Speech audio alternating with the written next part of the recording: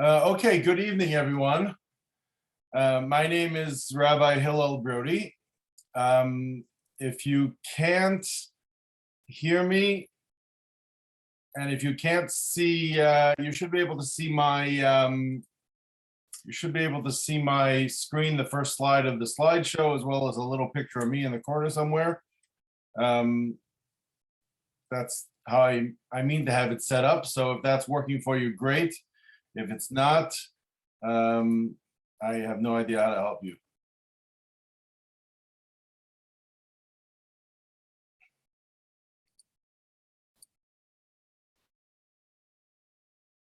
Wow, okay, this is amazing.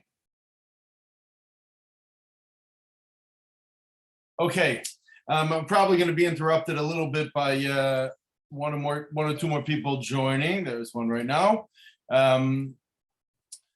As I mentioned, my name is Rabbi Hillel Brody, and I am the Director of Community Outreach at Yeshiva Elementary School. We actually refer to ourselves as a little side project called Yes Connections. And Yes Connections is about forming connections between the different segments of the Jewish community, viewing the entire Jewish community really as one community. The Orthodox community, particularly in Milwaukee, for those of you who have been in Milwaukee for some time, are no doubt aware, is somewhat geographically removed from where a lot of the Jewish people live. And so it was decided by Yeshiva Elementary School that it would be a great idea to put effort in to try to develop connections. It was through some of the people here I already know, and it's great to see you. Many of you I do not, and it's great to see you too. And it will be even better when I get to learn who you are. And it's really through my connection with Rabbi Alter and my friendship with Rabbi Alter that I came to be offering this class. He had the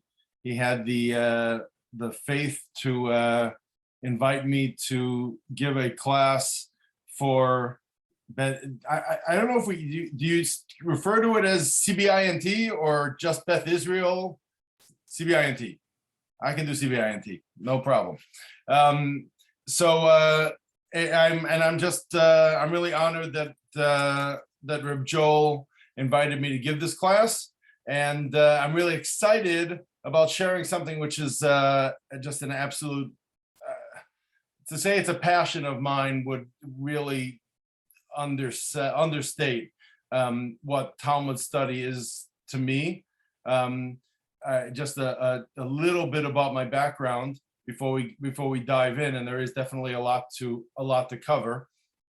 I'm from Chicago originally, or Chicago, but as you might be able to tell by my accent, I went away to high school back then, back in the not that long ago, but in the 80s when I was going to high school. WITS actually had just opened up, wasn't quite what we were looking for, and the schools in Chicago weren't quite what I was looking for. And I had a little bit of a wanderlust, and my parents had the wisdom to indulge me, at least I consider it wisdom, to indulge me in that at that time.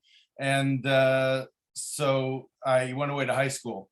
And that's why my accent is kind of all over the place, but the real Chicago comes out when I get excited. So if you'll hear it when we get to talking about things like cars and things like that.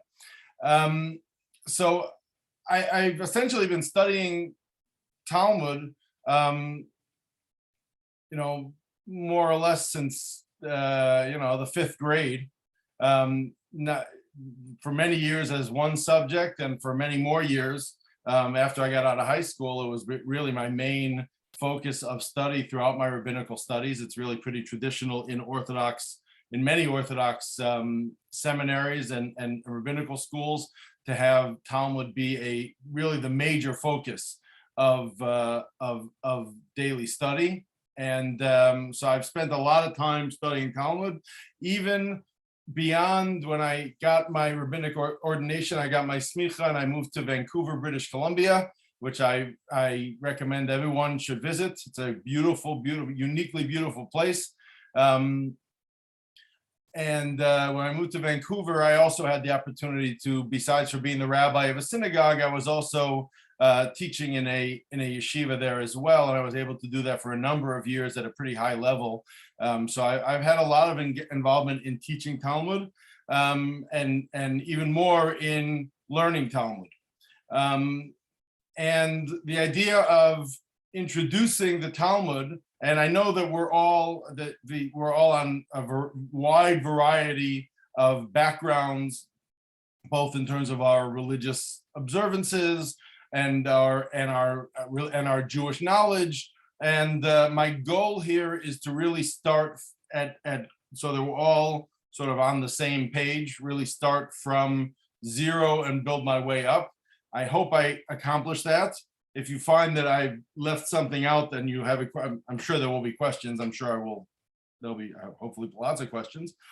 Please don't hesitate to ask. We'll talk about how to do that in just a second. This class is as much as I've studied Talmud for many, many years, is definitely unique for me. In particular, tonight's session. In most of the Orthodox world that I'm familiar with, we don't learn about the Talmud. We just learn Talmud. Now, starting I started in fifth grade. Sometimes, every school. Sometimes it feels like every school needs to be, better than the other one, and so everyone thinks that starting Talmud earlier is better. And it's getting to where, if you haven't started learning Talmud, in utero, then you're going to be behind for your whole life. I say tongue in cheek, and I don't think that that's that is necessarily a good trend. But fifth, sixth grade is pretty typical. We just ought to dive in and start learning Talmud, and to actually take a step back. It was not until I was much older that I took a step back a little bit and said, okay, I know how to do this, how to study Talmud, but I don't really know what it is, other than little tidbits that I picked up here and there. But what it is sort of something which is not necessarily a major focus. So tonight's class is less in my comfort zone than the ones that will be coming up, but still, I think we'll be able to learn a lot together. So let me just move the participants over here. Okay, so just to review what we're going to be talking about, tonight's class is called Let's Get on the Same Page. What is the Talmud? And that's exactly what I intend to go through, the history of how the Talmud developed, and where it came from, and sort of the basic structure of what the Talmud is. In the coming weeks, we'll be talking about a little more about how it works, how it's relevant, and what is frankly the hardest class by far of the four for me is the final one, decoding Agadata, the stories of the Talmud. That's a really hard one. So stick around if you want to watch me. Really watch me fumble. Not fumble is the wrong word, but it's there's a lot of wonderful stuff that we're going to do here, and it is really my belief, I think it's in the bio on the flyer, that that learning all forms, all areas of Torah is the ideal way for people who are Jewish, people who are connected to Judaism in any way, to connect to one another, because this is just study. We're just studying together, and it's engaging, and it's a chance for us to engage in something which is meaningful. Just briefly, I'm going to be presenting tonight as if I am unquestionably correct, something that I have a tendency to do more often than I should, no doubt, which, as there are people in my life, just about everyone in my life will tell you, I'm not always right, but I want to warn you that I do have a tendency to present with some certainty.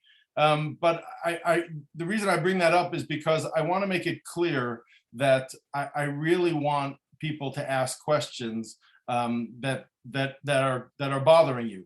If there's something that I say that either isn't clear, you think is just downright wrong, is insulting or offensive, is any other problem that you have with it, I really do truly invite you to please ask those questions. I think because of the size of the group, thank God, I'm really honored that so many people chose to join us. I think the easiest thing for us to do at this point would be to put your questions in the chat. I have the chat up on my screen and I can see it. If you feel like I've missed something and you just can't move on and you need to hear the answer to this and I might not have noticed, feel free to unmute yourself and draw my attention to your question. But I think that at the outset, for the first little bit, just in order to have some flow to what we're doing, I think it would be a good idea to more or less stay on mute. So before I jump in, are there any questions about what I've laid out so far, or anything that you feel needs clarification yet? Well, if it shows up in the chat, then I will know. I want to start. We're going to be doing a little bit of history tonight, and we're going to look at what is the most important year in Jewish history, the year 2448 on the Jewish calendar, which means the 2448th year since the creation of Adam and Eve, which corresponds approximately to 1312 before the Common Era, 1312 before the year zero. I call that the most important year in Jewish history, and I actually don't think it's really much. There's really not much question. So much of what we do in Judaism is rooted in that very year. That year was the year that, on the 15th of the Jewish month of Nisan in the spring, the Jews left Egypt. Of course, we celebrate that each year with Passover. So that's based in 2448. That was the year of the Exodus. And what's more directly relevant for tonight's topic is that on the 6th day of Sivan, which is roughly 49 days after the 15th of Nisan, the Jews received the two parts of the Torah at Mount Sinai. So from the 15th of Nisan, the Jewish people were traveling through the desert on their way to Mount Sinai, arrived at Mount Sinai, and it's actually recorded. It's in this week's Torah portion, Parshat Yitro. It actually describes this, so it's kind of appropriate from a Torah portion standpoint as well. That on the 6th of Sivan, although as in many things Talmudic and Jewish, there is some dispute about the exact date. We get to Mount Sinai and we receive what I refer to as the two parts of the Torah at Mount Sinai. Now, the two parts of the Torah is the most important part of what we're about to talk about this evening. I hope that the text here is big enough. I'm not sure. Forgive me if it's not, but I'll read it to you. The Rambam, Maimonides, Rabbi Moshe, son of Maimon, who was one of the greatest Jewish Talmudists, philosophers, medieval scholars, writes that the Rambam has 13 fundamental principles of Judaism. The eighth one, he says, is that the Torah is from heaven. This means that we must believe that the entire, and he's referring here to the written Torah, which was given to us from Moshe, our teacher, may rest in peace, is entirely from the mouth of the Almighty. And this is also true for the explanation of the Torah, the Oral Torah, which was also received from the mouth of the Almighty, and the manner in which we today perform the mitzvot of Sukkah, Lulav, Shofar. If you're not familiar with each of these mitzvot or any of these mitzvot, That's not it's we don't need that right this second. But all of these mitzvot, shofar, tzitzit, tefillin, and other items is precisely the way that God, blessed be He, told Moshe, who then informed us. And the one whom God appointed as an agent is surely to be relied upon, which is to say that Moses went up to Mount Sinai. He received at least part of, and we'll talk a little bit more about that in a moment, at least part of the written Torah, and he received the oral Torah, the oral explanation for many of the things which are not clear in the Torah. If you've ever done any reading of Torah, you would know that it's so often so vague as to be absolutely, I would say, practically unintelligible, to really know what the author meant with the words that are in the Torah. You could, and unfortunately many people have, you could kind of put whatever you want into a lot of areas in the Torah, and how are we to know what it is that God had in mind when he gave us the Torah? So that's where the oral Torah comes in. And in the perspective of the Talmud, and the Talmud itself espouses this idea, the oral law was actually, the oral explanation was actually given to Moses at Sinai, so that the explanation for how the various mitzvot are meant to be observed, those things that are left as somewhat vague, the example that he gives, and we'll see the next source gives as well. One of the examples that they both give is tefillin. So the black boxes that are worn on the arm and on the head, which contain certain portions, certain paragraphs from the Torah. Well, it doesn't really say much, except you should take this paragraph and bind it on your arm and put it, and it even uses a very strange, unique Hebrew word, totafot, which doesn't even appear anywhere else, and everyone struggles to understand even what that word means. You should bind it on your arm and put it as totafot on your head, and that's all the detail for this mitzvah of tefillin.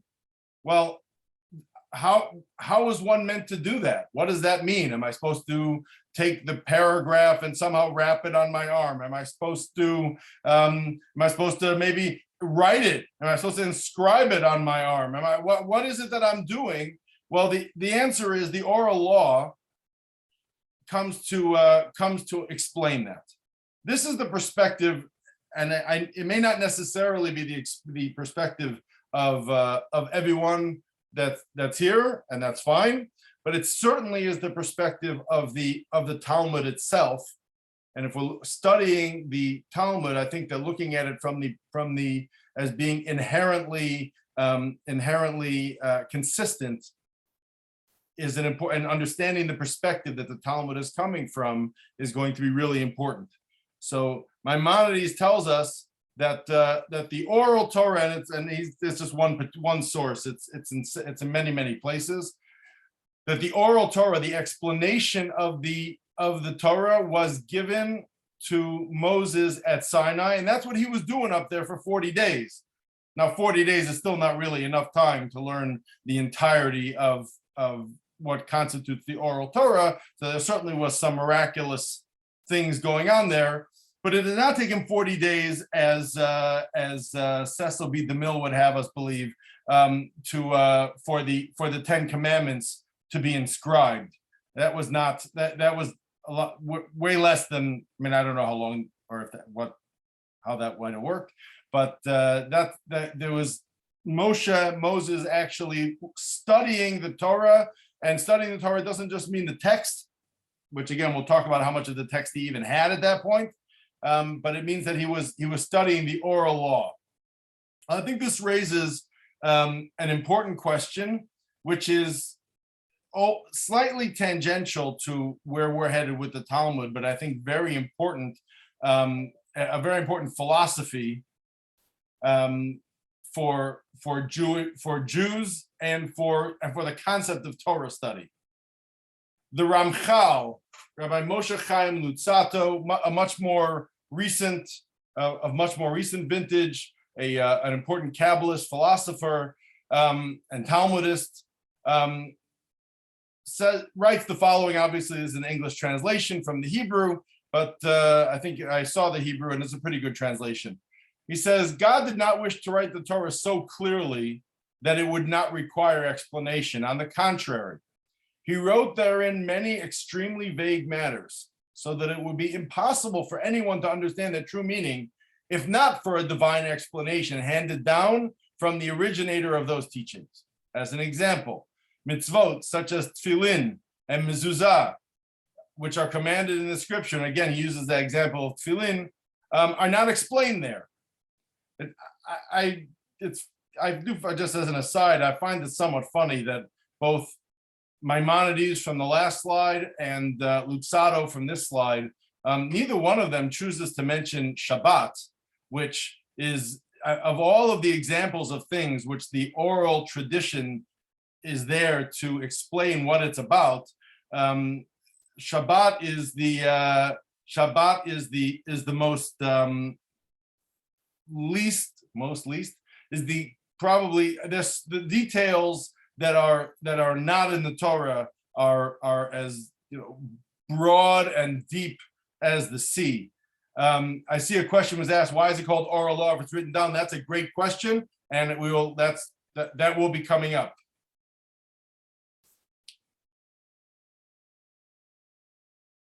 The Luzzatto goes on, and just to touch on a point, he says, in truth, God purposely hid the true meaning of his words for reasons known to him, which, as I understand it, means that at the very outset, one assumption or one fact that we're going to take into account is that we are not necessarily going to know, and in fact, I would argue we are necessarily not going to know every aspect of why God does something.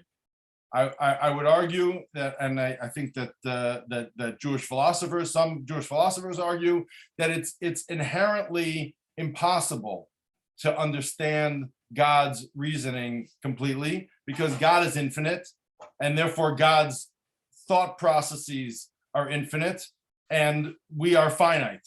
It's beyond, and this is not a class on philosophy, and so I won't, and not that I'm really qualified to give a class on philosophy, but to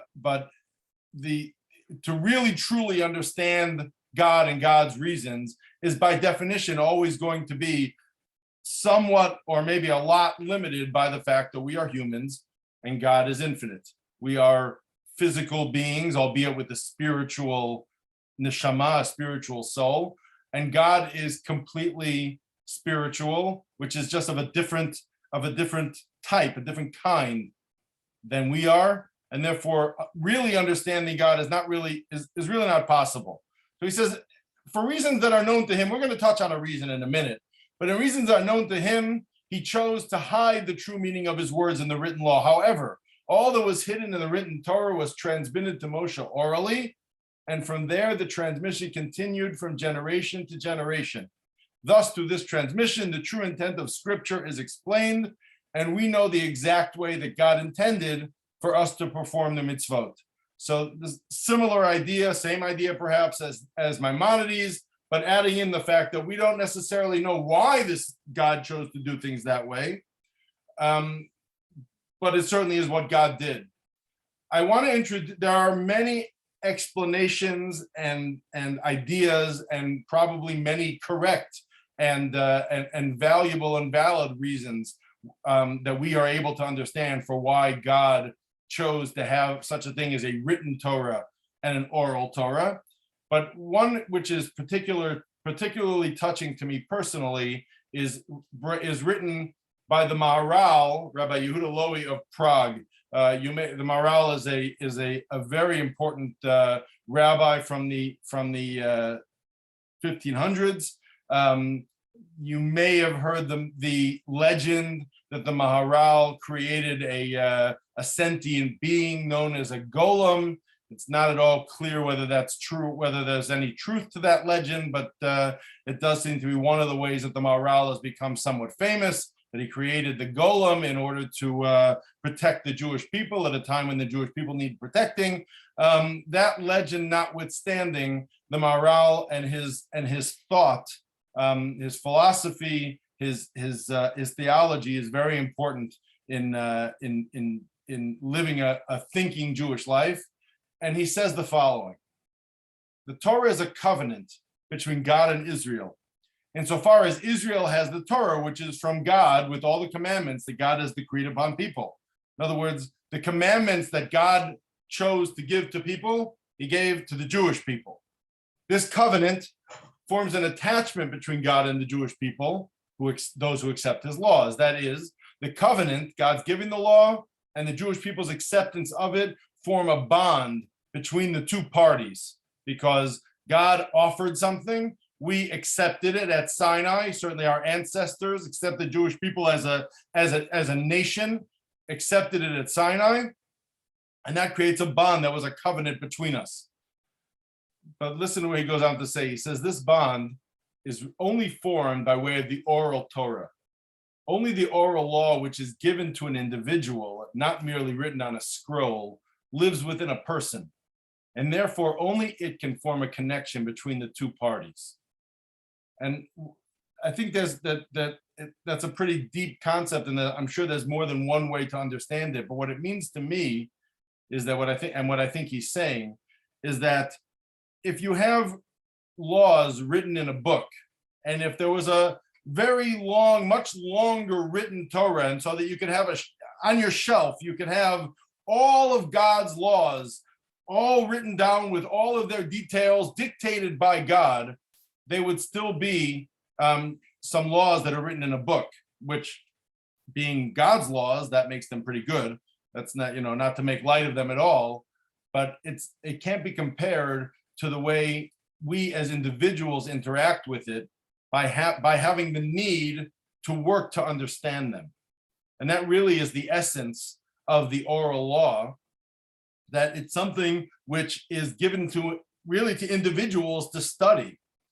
Torah study, and the word Torah can be used in a lot of different contexts, but the studying Torah, when it comes to that requires a real working hard to understand and thinking and really challenging oneself to reach the depths of understanding.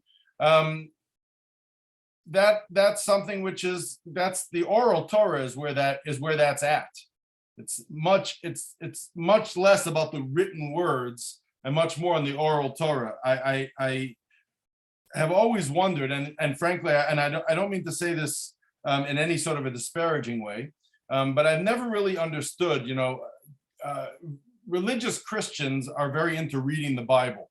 That's something which is part, as I understand it. I'm certainly no expert, but it's for a religious Christian, reading the Bible is a religious action. It's something that is meant to be done on a regular basis. And I've never really fully understood that, because you open the book, the words are there. There's so much certainly in what Christians would refer to as the Old Testament, and we just call the Testament. There's so much depth to be had when you dig in. But when you're looking on the surface, to me, it just seems external. Now, again, I have never had this experience. I'm not questioning the meaning that might bring, but it feels to me like the meaning that comes from engaging with something, what I like to call rolling up your sleeves and really getting dirty with the material, so to speak, it really makes the subject matter under discussion a part of you. And when that subject matter under discussion is God's wisdom, that creates a bond between ourselves and God, between ourselves and the spiritual.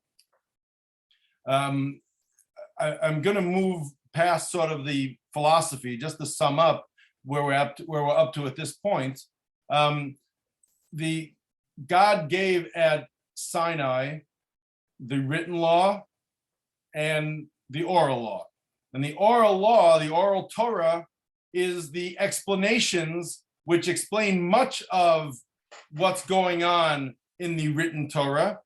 It does not necessarily explain every single thing, as we'll talk about probably not until next week, but it explains much of what's written in the Torah, even when the Torah itself can be quite cryptic. And in particular, it explains when God refers to doing particular mitzvot, particular commandments. Well, what does that mean? How we meant it's the Torah itself doesn't, the written Torah itself doesn't tell us much. Oftentimes, most of the time, and God's explanation behind it allows us to have an understanding of what God meant by these words. Questions up until this point? If anyone wants to stop and ask something, either in the chat or even if you want to unmute. Okay, great. We move on. A brief early history of the Jewish nation, part 1. Because this actually, and here we're going to start to get to why is it called the oral law if it's written down, the answer to Toby's question. As I mentioned before, in 1312 BCE, 2448, the Jews leave Egypt. 40 years later, the Jews arrive in the Promised Land, otherwise known as Israel. About a couple of hundred years later, King David reigns. 40 years after that, King David dies, Solomon takes over.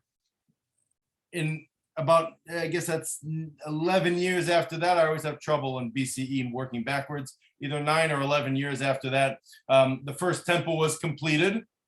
And at that point, about 400 years after the Exodus from Egypt, 500 years after the Exodus from Egypt, we have what can only be described as the absolute pinnacle of Jewish culture, Jewish society, and Jewish nationhood that the Jewish people have ever had.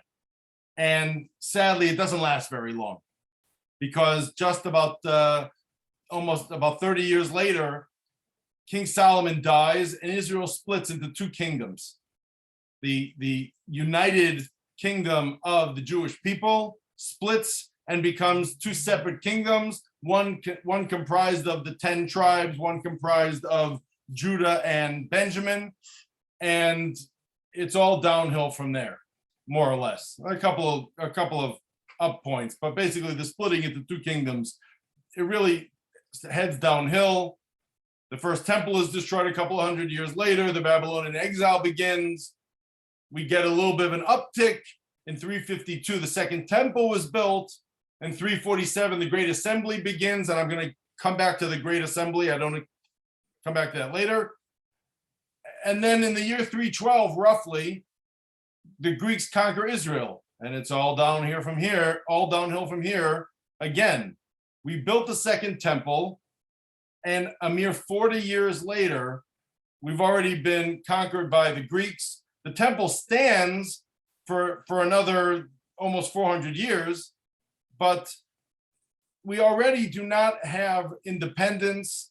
The nation of Israel in the time of the Second Temple was a shadow of what it was during the pinnacle of the reigns of King David and King Solomon, and ultimately ending with the destruction of the Second Temple and the beginning of the Roman exile, which we are still in to this day.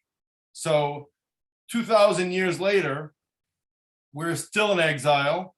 And although that was when the exile started, the year 70, it's not like everything was all great for the Jews up until that point. I think it would be perhaps the greatest understatement in history to say that the Jews have had a bit of a challenging ride. Even when things were going well, it wasn't always so smooth. So the question then becomes, we had this oral tradition, which was handed over orally and transmitted from Moses to the people and down through the generations.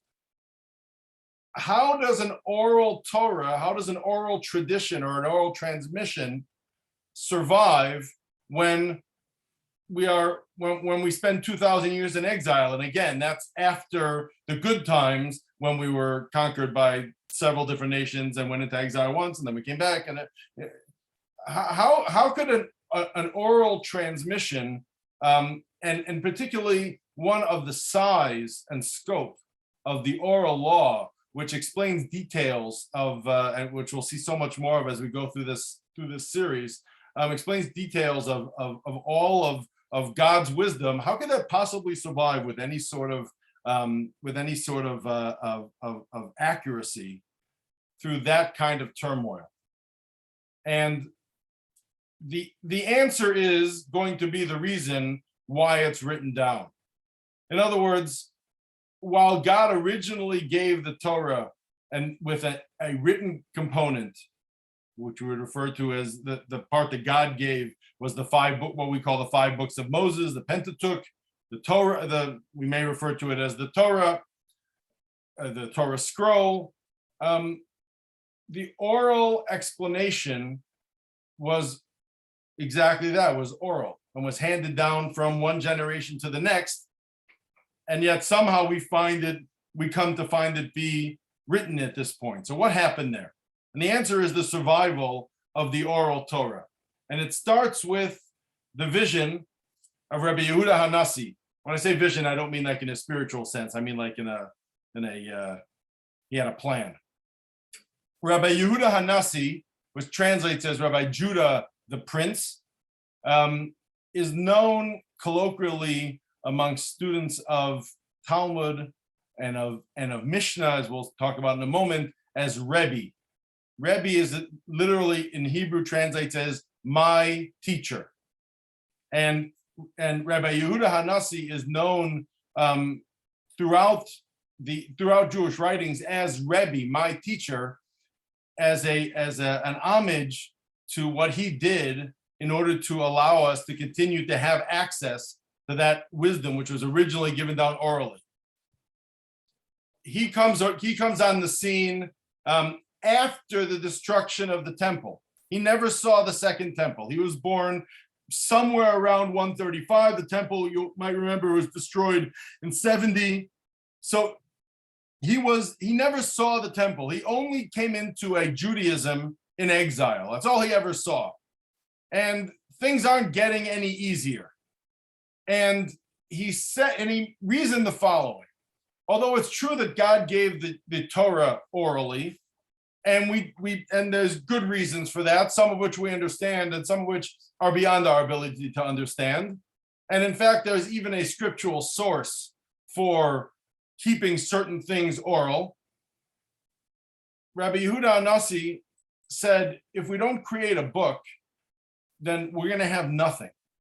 All of the teachings of the oral law are not going to be able to be maintained if we're going to be a people in exile. And so therefore we need a book. And that book was the Mishnah. Now, when I say book, we'll talk about it. It's really a set of books. He decided that we need to have an official book, which became known as the Mishnah. The word Mishnah means to repeat, literally in Hebrew. And it comes from the fact that these are teachings which were repeated over and over. And he undertook, with the support of the rabbis of his age, to codify a book and say, okay, this is the official book, so to speak, not so to speak. This is the official book of the oral law. It's called the Mishnah. A little bit about the Mishnah. The Mishnah is mostly written in Hebrew, and it contains rulings and statements of rabbis in this period of time leading up to sort of the middle of Rabbi Yehuda Hanassi's, Rabbi Judah the Prince's life. What Rabbi Judah did was he collected teachings and he selected which ones belong in the Mishnah and which ones are sort of not wrong, but not concise enough. He was going for concise. He was going for it to be manageable. And so he needed to decide which teachings are absolutely vital that have to be here, and also which ones are the ones that are in fact the most concise, the most easily remembered. Remember that just because we put it into something called a book, what does that mean? It was a book. It was handwritten and copied from one to the next, right? We're way before the printing press. There's still going to be a lot of memorization that's going on just because of access to writing. So Rabbi Yehuda Hanassi says, okay, we need to condense this into something which is manageable, relatively easily memorized, remembered, and so that these will be the teachings which we will be able to refer to. Oh, here, when it comes to this particular law, here's a teaching which was said about it, and this is a teaching which is important for people to know and remember. Again, it does not mean to say, he did not mean to say, and was not saying necessarily that everything that's brought in the Mishnah is necessarily meant to be followed as the final law. Judaism is and Torah study is nothing if not filled with dispute. That is an important tool of Jewish teaching and learning. But these are the teachings which form now the written down version of the oral law, sort of the official oral law. This is the first version of that. I've been told, I've never seen it a source for it, but I've been told by many people who sort of take it for granted, and it makes sense, that it doesn't mean to say that no one ever took notes for themselves when they were sitting in a class. But in terms of being an official book, Rabbi Yehuda Hanassi, Rabbi Yehuda the Prince, was the first one to declare, okay, this is the book. And in a certain sense, this is almost comparable to the Torah scroll itself. So that the same way that the Torah scroll itself, those words are the words of God, these words are the words of the Oral Torah. And everything that comes afterwards has to sort of pass through these teachings that were included in the Mishnah. At the same time, he made it extremely concise. I think cryptic is probably a good way to describe it at times, as we will see, God willing, when we have the chance to actually do some studying of Mishnah and Talmud. And I venture to say that besides for the memorization aspect of it, I think there was something else to it as well. That teaching of Rabbi Lowy of Prague, the Maharal, where he said that it's when it's given over to the individual and we make it a part of ourselves by studying it and understanding it, that's a reason why God had an oral law. I believe that Rabbi Yehuda Hanassi was trying to sort of have the best that he could of both worlds, where we need something written down, but we don't want to lose the aspect that it's not easy to understand. We don't want it to be something which can be easily spoon-fed, because that, when you learn that does not become a part of you in the same way as something which you work and struggle to understand. So I believe that was a part of Rabbi Yehuda Hanassi's motivation in making it extremely concise and to leave room for a great deal of discussion and debate. I believe that was a part of his reasoning to maintain that aspect that you have to work to understand it. I think we have time for this. I just want to touch on this briefly, and I'm going to make the slides available to you afterwards, so it's something that you can refer back to. The Mishnah is actually a set of 6 books.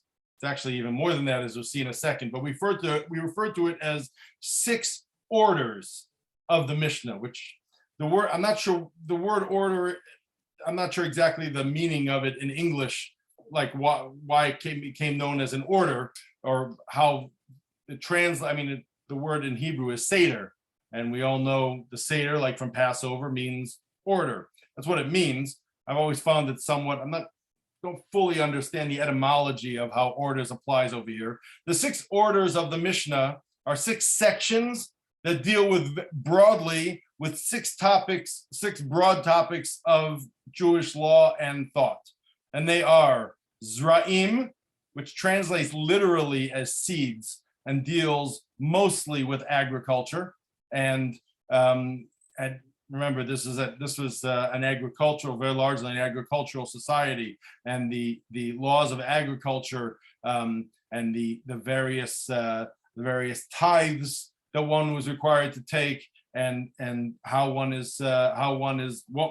is permitted to plant, and when are certain things not allowed to be planted. That all is in Zra'im, which again means seeds. That's the laws of agriculture. The second one is called Moed, which means times. That's the literal translation of the word Moed, is a time period. And it essentially deals with the holidays. The laws of Shabbat are in there, the laws of all the various holidays, Passover, Yom Kippur, Rosh Hashanah, all of these things. Each one of them has their own part in Moed, dealing with the holidays. The third order, perhaps if it were being named in our modern time, may have ended up with a different name, but at the time is known as Nashim, which means women, and it deals with marriage and divorce. Remember, this is going to a time when any sort of in-depth study of anything was really purely something that men did and women did not. That's not a commentary about it's just a historical statement. And so from that perspective, it's called Nashim because it deals with marriage and divorce. The fourth one is called Nizikin, which means damages, and it goes far beyond damages. It deals with all monetary laws, court systems. Number 5 is called Kodshim. Kodshim means holy items, literally, and it refers to the sacrifices and the temple services.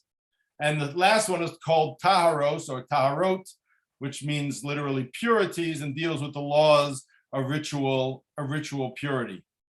Those are the 6 orders of the Mishnah. Don't worry, there's not going to be a test on this, at least not yet. Each Seder or each order is made up of individual books.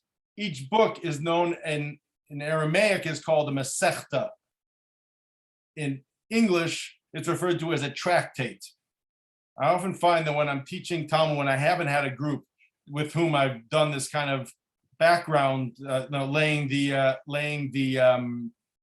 groundwork, I'll often, I want to translate everything into English to make sure that everyone's able to understand each other. And I'll refer to something as a tractate, and I question whether that translating it into tractate is helpful at all. Kind of like when I get to the security at the airport, and they take my tefillin out of the suitcase, and depending which airport I'm traveling through, sometimes they're familiar with it, sometimes they're not. They want to know what it is, and so I tell them, "Oh, it's my phylacteries." Yeah, and what are those? They're tefillin. Well, I don't know what the benefit of that translation phylacteries is, and by the same token, I don't know. And if anyone does know the etymology of the word tractate, I would really love to learn it. So each of the 6 Sidarim, 6 orders of the Mishnah, contains several tractates, several Masechtot. In Hebrew, Aramaic and Hebrew are quite similar. We'll talk about that a little bit later. In Aramaic, it's a Masechta. In Hebrew, it's a Masechet. And that translates as a tractate. Is the order of the 6 sections meaningful? It's a really great question. It's not clear if on a purely plain meaning level whether the order 1, 2, 3, 4, 5, 6 is significant or not. There is a mnemonic which is used in Hebrew, which, if you take the first letter of each of the 6, there's a mnemonic which is used, which means Zman Nakat, which is a poor form of mixing Aramaic and Hebrew, which could probably be translated as taking time. And I sort of think that I sort of think that that is an important thing to think about as we get started. I wasn't going to bring this up, but you asked me if the six sessions are meaningful. I can't resist. Studying Talmud is especially if you don't have background in it, is something new. It takes some time to get comfortable with, and it takes time to really master it. If I gave you an assignment to read six tractates, is that a lot? So a tractate can range in size. The smallest tractate is about, I believe the smallest one is 12 pages. And we're going to look at a page of Talmud a little bit later.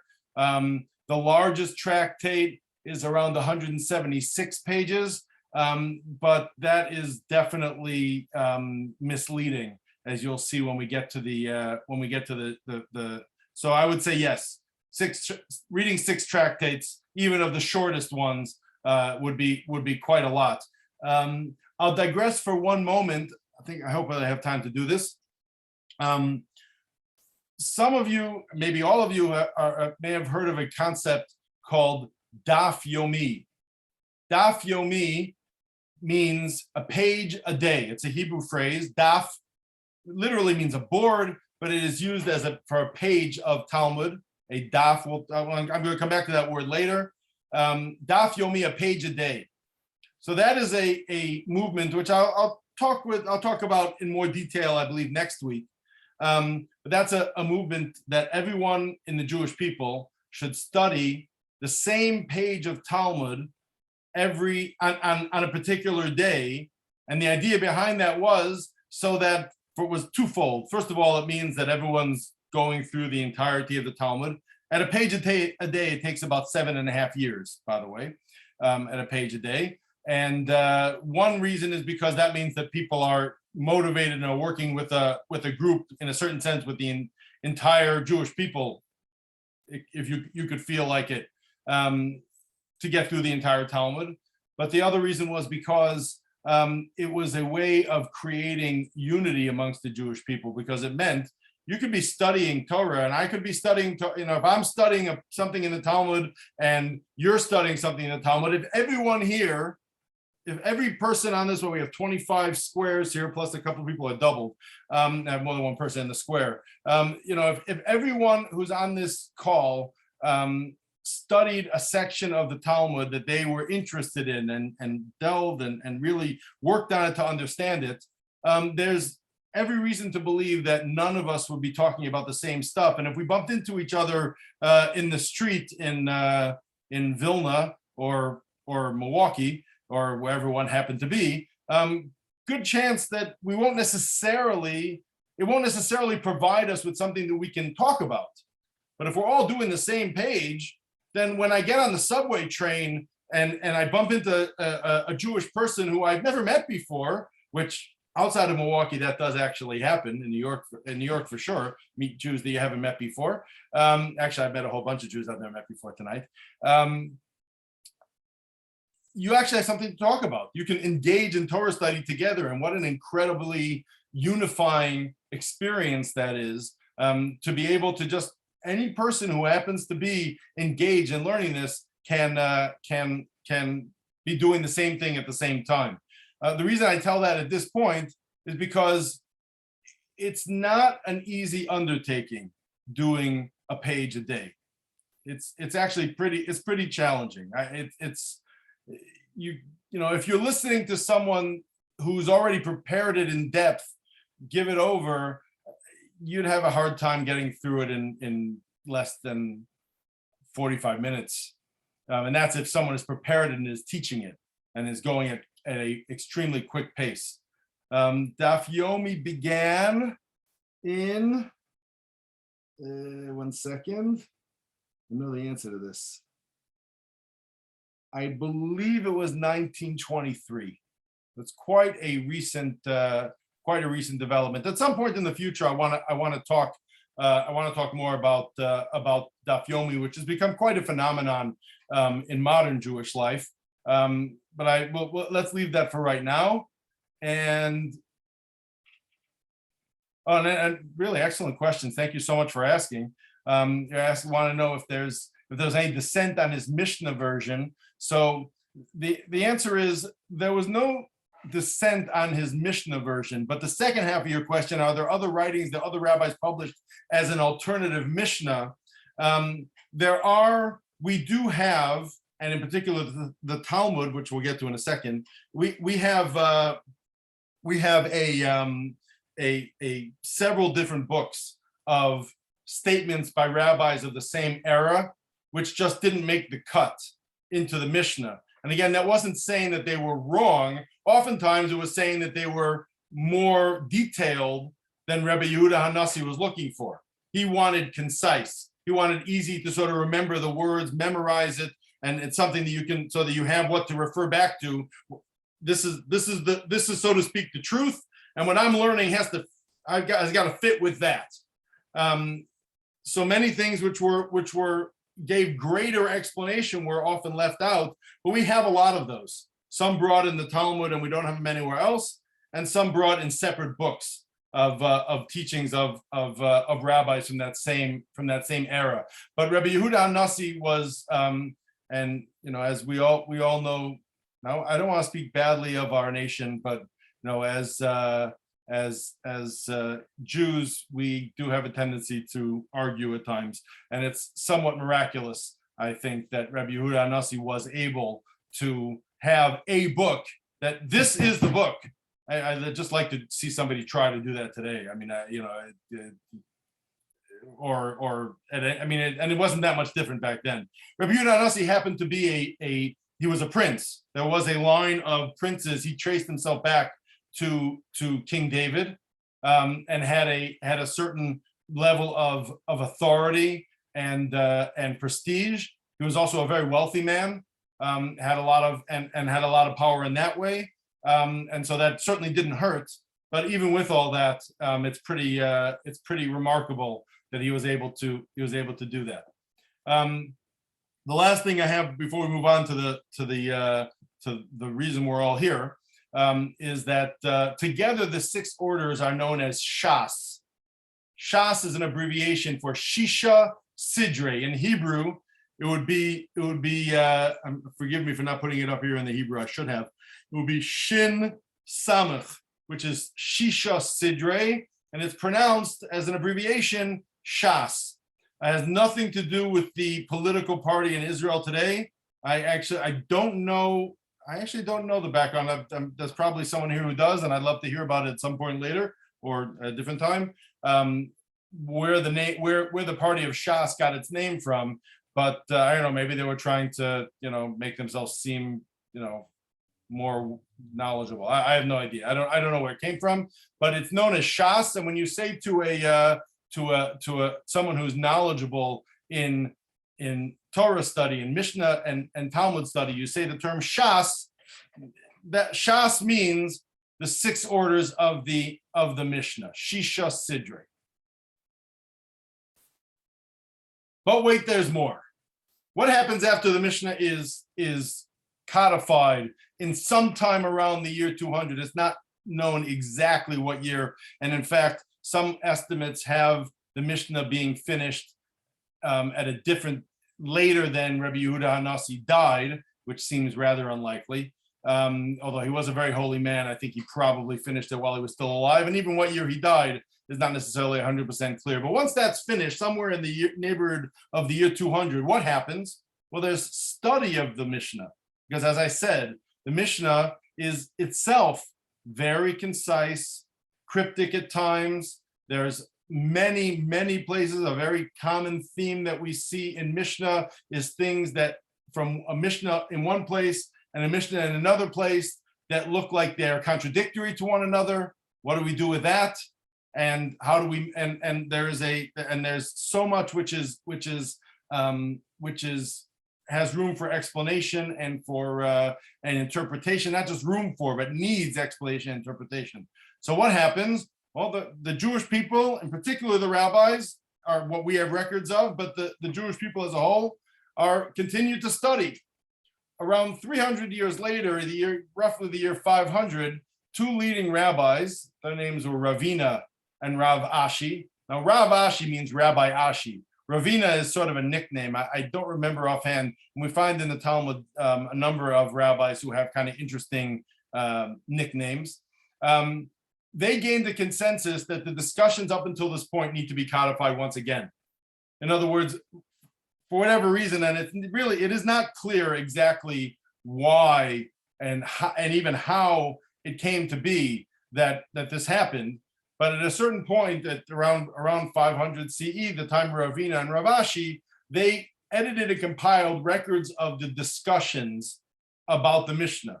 So you'd walk into a study hall, and you'd have I don't know, maybe you'd have a teacher teaching students, or you'd have some people debating. There's this Mishnah over here, and it means X, and someone else says, well, that can't mean X, because I got this other teaching, this other Mishnah over here, which says not X. Well, how do we interpret that? So one will suggest, well, we have to change this one. And the other one will suggest, no, we have to change that one. And here's how we change it. And here's how we resolve the contradiction. And these discussions eventually would end up with something that resembles a conclusion. And at a certain point, it became decided that it should be that this should be codified, and that is what we call the Talmud.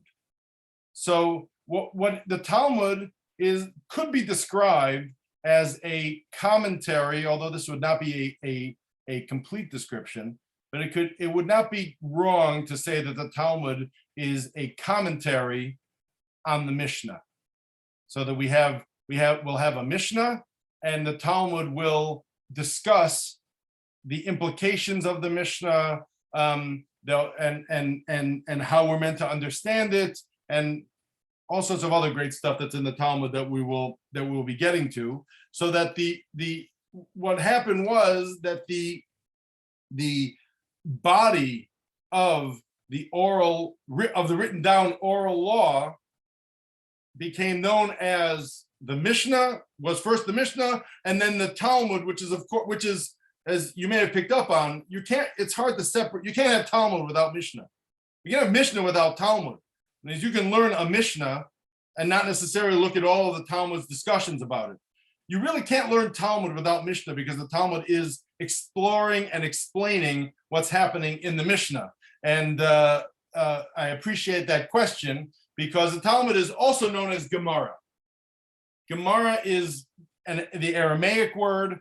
Talmud is, to the best of my knowledge, a purely Hebrew word. Aramaic, by the way, is a sort of a Hebrew dialect. But I would say I'm not sure I'm right about this, but I would, definitely in my life, I've referred it, or it's more commonly referred to as Gemara than Talmud. But then again, the title of the book is referred to as Talmud. And that is definitely the title of the book. In fact, one version that I happen to have in front of me, I'll refer to this later. I may be backwards, you may not be able to read it, but this is the Talmud Bavli, the Babylonian Talmud. I'll explain the reference to Babylonian in just a moment. But that it's referred to as the Talmud. On the cover of every Gemara, it says the word Talmud, but for whatever reason, in the sort of study hall vernacular, it tends to be referred to more commonly as Gemara. Gemara is mostly in Aramaic, and that reflects the fact that at this point in history, the spoken language was mostly Aramaic.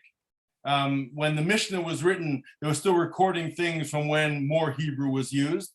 But as the exile continued in Babylonia, and in Babylonia, Aramaic was the language, and at some point, Aramaic also a form of Aramaic became the language in the land of Israel as well.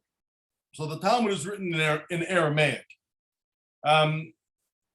What's significant, as I really sort of alluded to this, what's particularly significant is that in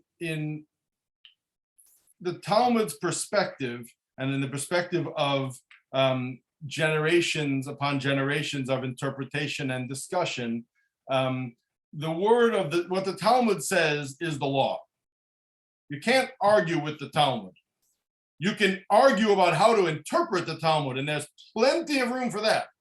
There's no shortage of room to argue about how one might interpret the Talmud. But the perspective, certainly the perspective that I grew up with and work with, is that the you can't argue with the Talmud. You can discuss how to interpret it, and you can ask hard questions. As not only you need to ask hard questions, because that's how you come to answering things. The Talmud is, quote, an extremely inefficient law book. That quote comes from the well-known scholar Hillel, well, not so well-known, Hillel Brody, who referred to this as an extremely inefficient law book when talking to his students, because the laws are there, but if you want to know what the law is, it's that is not the most efficient way to find it out. If you want to know what the logic underlying the law is, that's where the Talmud is brilliant. That's what it's really about. So as a law book, I refer to it as inefficient. And I see someone asked about the Shulchan Aruch, which was written in the 1500s. Is that the book? Isn't the Shulchan Aruch the book of law? Well, the answer is yes, but the Shulchan Aruch didn't make it up. The Shulchan Aruch is based on the teachings of the Talmud, and actually, there's a couple of generations in between there.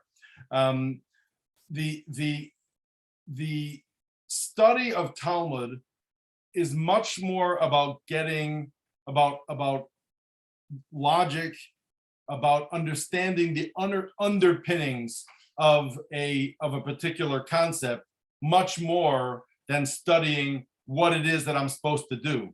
If it's I don't know, if it's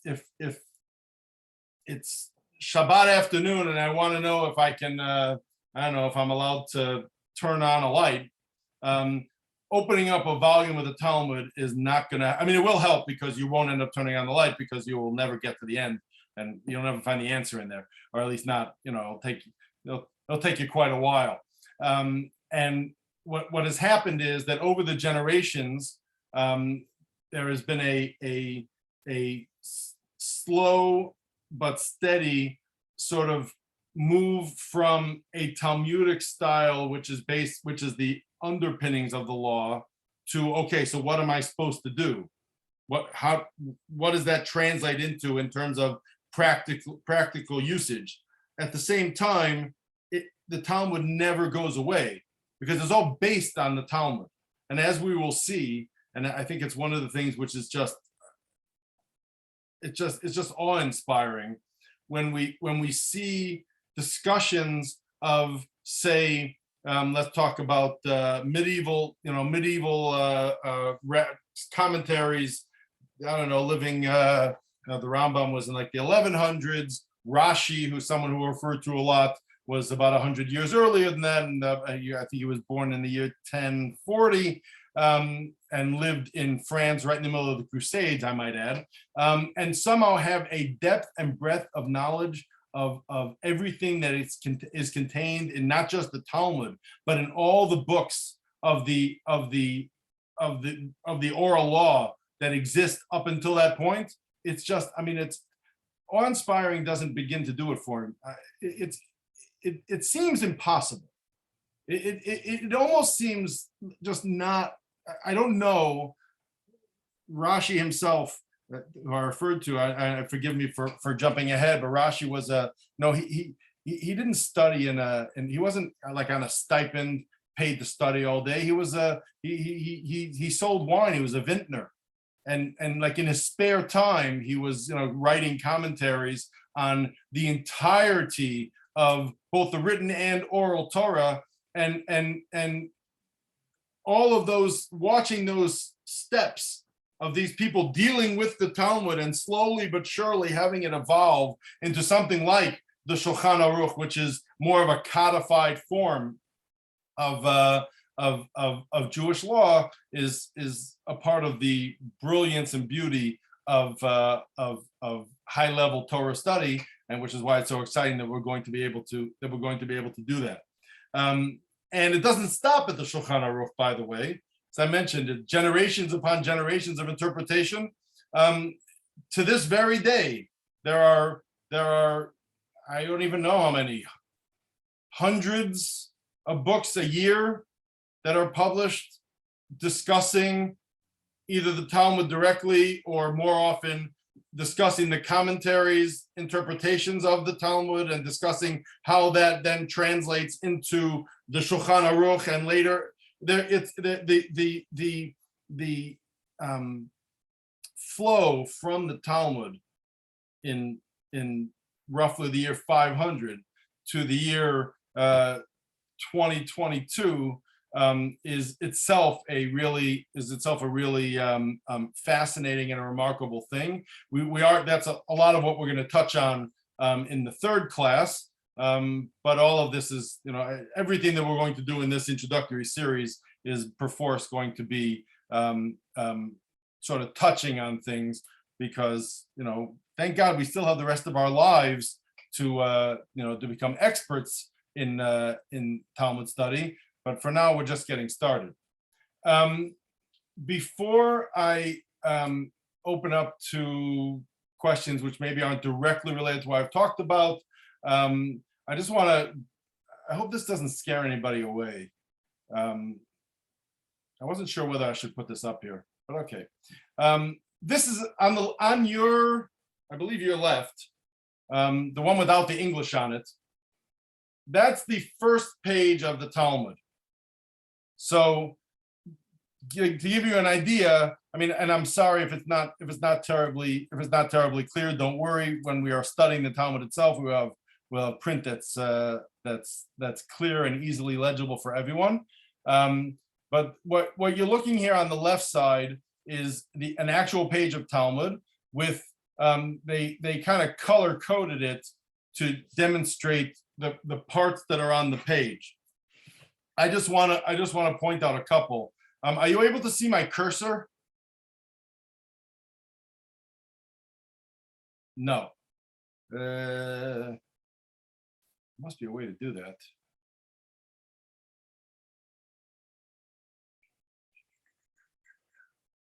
Let's see if I can enlarge it. Let me see what I can do. Hold on, let me try.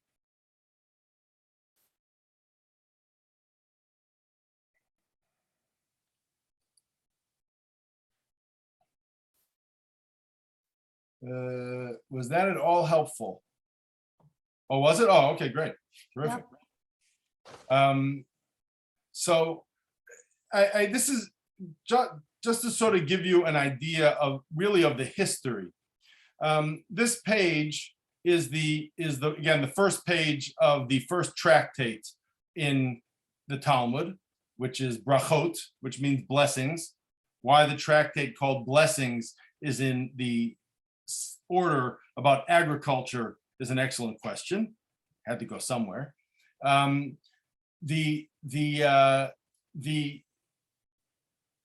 again, you can see my cursor at this point, or you can't? Now you. Oh, that's great. So, forgive me. I'm colorblind. So this color coded thing is really just a way of torturing me. But I figured it'd be helpful for most of the people here. This first, I don't know, is it gray? Where'd it go? Oh, sorry. This first at the top here with this big bolded word, that's a Mishnah. And so if you opened up a book of Mishnah, you would find these same words. And a book of Mishnah is, you can buy them separately if one chooses to, and many people do. This is a Mishnah. And then there's these two little letters. I apologize. This is really not, I did not do a good job with with this graphic. I'm sorry. But then we have the Gemara. Gimel Mem is here. It's hard to read. Gimel Mem stands for Gemara. And then you have the Talmudic discussion that begins here, continues on to the next page. That's the Talmud. All this other stuff is commentary. It's very important. Trying to, as I think we'll have a chance to see, either in this series or for those people who want to continue. Rabbi Alter originally asked me if I would just give an ongoing Talmud class, and that's certainly a possibility. If there's interest, I would be happy to continue to do that. But if we continue studying Talmud in more depth, you'll begin to see that having just the middle part without the commentaries around it would be it's hard. It's very challenging. The reason it's very challenging is because A, there's no punctuation. B, lesser but also an issue, there's no vowels. And oftentimes you can have phrases which could just mean different things. When you start to dive in, they could just start to mean different things. So you have the Talmud, the Mishnah and the Talmud here in the middle, and on the two sides are two of the major commentaries. That Rashi that I mentioned is over here. He's on just about every page of Talmud. I'm not going to go through all the commentaries now, but it gives you a little bit of a sense. Hopefully, like I said, hopefully it doesn't just completely overwhelm you. It shouldn't, and the next slide should help that a lot. Again, I'm going to send you the slide so you'll be able to see. I found this really kind of last minute. It's great. I don't know who did it. Somebody had, I was searching for pictures of the Talmud and I found this. I didn't read every single word on this page of the one with the English, but it is sorry, my mouse is very jumpy. It looks like it does a really good job of explaining each one of those parts that's on the Hebrew page, although the color coding, I don't know if it lines up or not because I'm colorblind. But it does a really good job of explaining what the different parts are on a Talmud page, and as well as there's some nice review of some of the things and some other facts that I didn't get to that are listed on this page. So I would definitely suggest perusing it when you have a chance, and it'll sort of help you to kind of review what we talked about and have a little bit of a picture of what the page itself looks like. The last thing I want to show you before I open to any questions anyone would like to ask is this page here. This page, and I know this is really unclear. I could not find a clearer picture of it online. That might be because of the copyright holder, I don't know. About 25 years ago, give or take, there was a revolution in Talmud study, which did more for the popularization, I think, of Talmud study in the modern era than could possibly have been imagined. And that was a publisher known as ArtScroll. ArtScroll undertook there were translations of the Talmud before, but it just translated the words into English, not always the greatest of English, and it certainly did nothing for helping to understand sort of what the Talmud was actually talking about. They'd have a bunch of English words that were hard to really get. What ArtScroll did brilliantly is, hopefully it's clear enough that you can make out what I'm talking about. Again, in the future, I'll have a much clearer picture, and we'll be able to work off of pages that you can read. But you may recognize on the right side that same first page of the first tractate in the Talmud, same exact Hebrew page. The only difference is that there's this little gray bar right here, and that is ArtScroll's brilliance. They put this gray bar here to indicate how much of the Hebrew text they are translating and explaining on the other side. So that this is page, for some reason, which has gotten a lot of explanation from many people over the years, for some reason the Talmud always starts on page 2. Daf Beis, page 2. Why it doesn't start on page 1 probably has to do with a printer at some point along the way. Although I have a very beautiful and poignant story, which I would like to share with you in a moment about that. Hang on, someone wants to get in.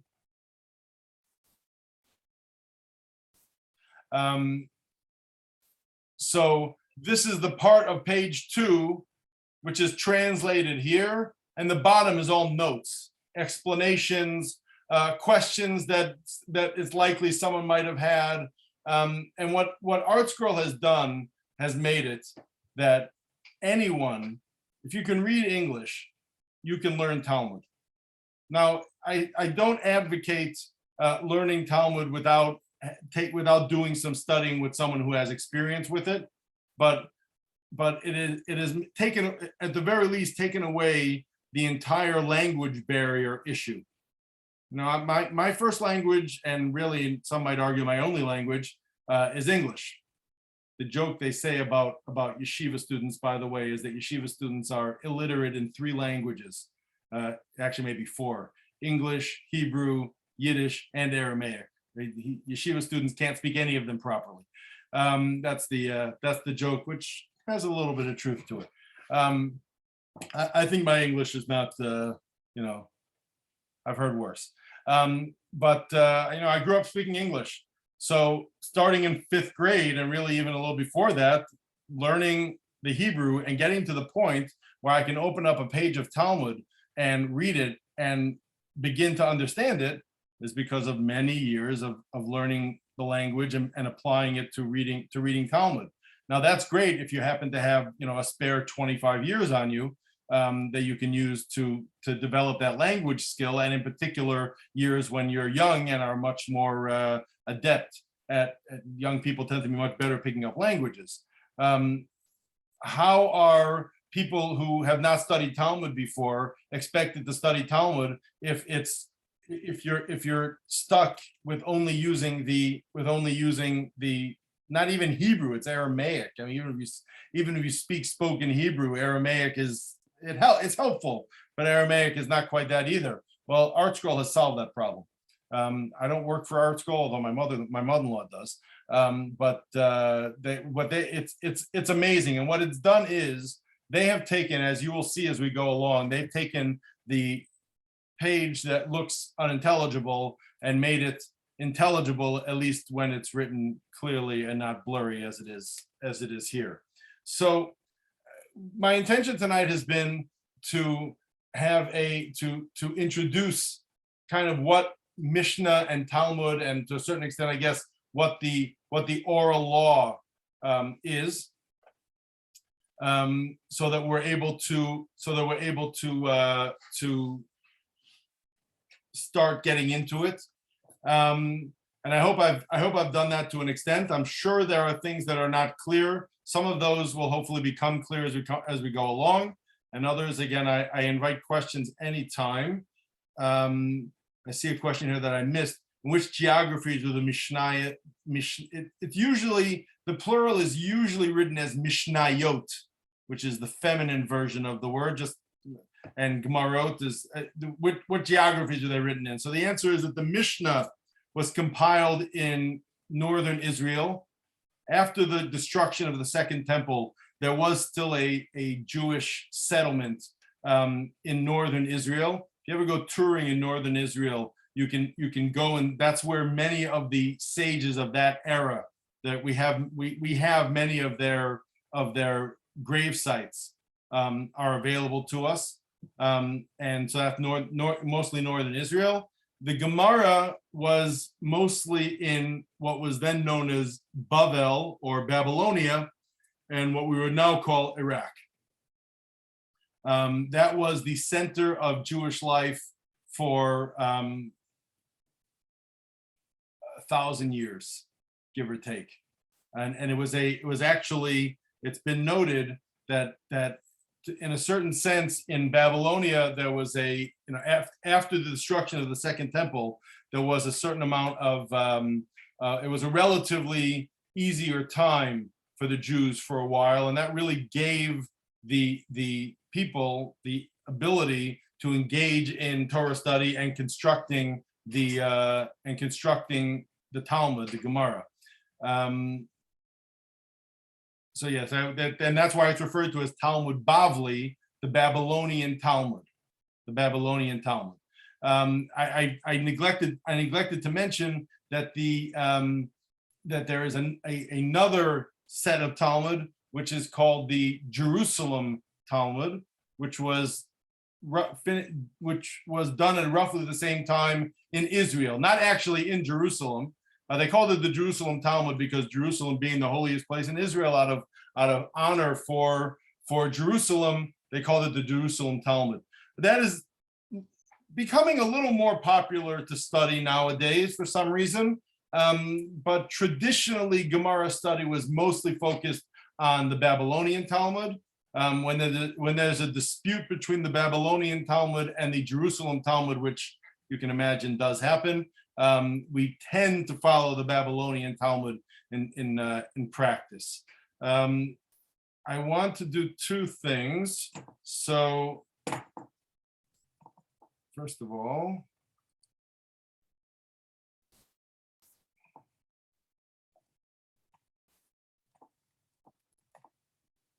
someone asked me for my email address, and the truth is I meant to give it to everyone.